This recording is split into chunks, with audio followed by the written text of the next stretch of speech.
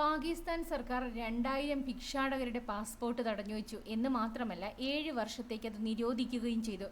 ഭക്ഷണം കഴിക്കാൻ നിവൃത്തിയില്ലാത്തവരാണല്ലോ ഭിക്ഷ എടുക്കുന്നത് നമ്മുടെ നാട്ടിലൊക്കെ.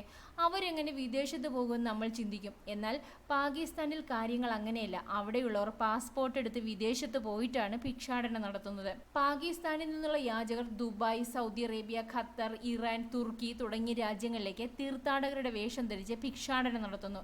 ആ രാജ്യങ്ങൾ പാകിസ്ഥാന് മുന്നറിയിപ്പ് കൊടുത്തിട്ട് അത് വലിയ നാണക്കേടുണ്ടാക്കിയതിനാലാണ് ഇപ്പോൾ ഇങ്ങനെ ഒരു നടപടി പാകിസ്ഥാൻ എടുത്തിരിക്കുന്നത്.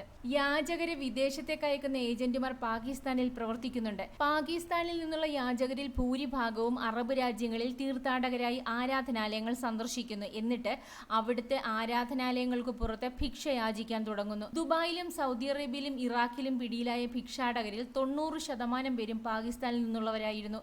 സൗദിയിൽ ഉംറ വിസയിലെത്തി പിടിക്കപ്പെട്ടവരിൽ സ്ത്രീകളും കുട്ടികളും ഉണ്ടായിരുന്നു.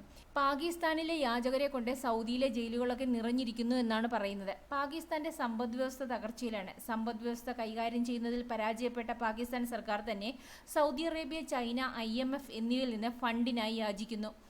രാഷ്ട്രീയ അശാന്തി, ഇസ്ലാമിക് ഭീകരത, ഇന്ത്യയുമായുള്ള വ്യാപാരം നിർത്തിവെച്ചതും മോശം സാമ്പത്തിക തീരുമാനങ്ങളുമാണ് പാകിസ്ഥാനെ സമ്പദ് വ്യവസ്ഥയുടെ കാര്യത്തിൽ ഏറ്റവും മോശം അവസ്ഥയിലാക്കിയിരിക്കുന്നത്. കഴുതകളെ വളർത്തിയും കഞ്ചാവ് വളർത്തിയും സാമ്പത്തിക പ്രതിസന്ധി മറികടക്കാനൊരുങ്ങുകയാണ് പാകിസ്ഥാൻ.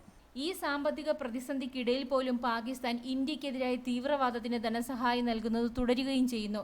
ഇസ്ലാം രാജ്യം സ്ഥാപിക്കുന്നതിന് വേണ്ടി ഇന്ത്യയെ വിഭജിച്ചതിന് ശേഷം വീണ്ടും ഇന്ത്യയിലെ ജനങ്ങളെ കൊന്നൊടുക്കാൻ പദ്ധതിയിടുന്ന പാകിസ്ഥാൻ തെണ്ടി കുത്തുവാള എടുക്കുമെന്ന് നരേന്ദ്രമോദി ഒരിക്കൽ പറഞ്ഞിരുന്നു. അതാണ് അവിടെ സംഭവിച്ചുകൊണ്ടിരിക്കുന്നത്.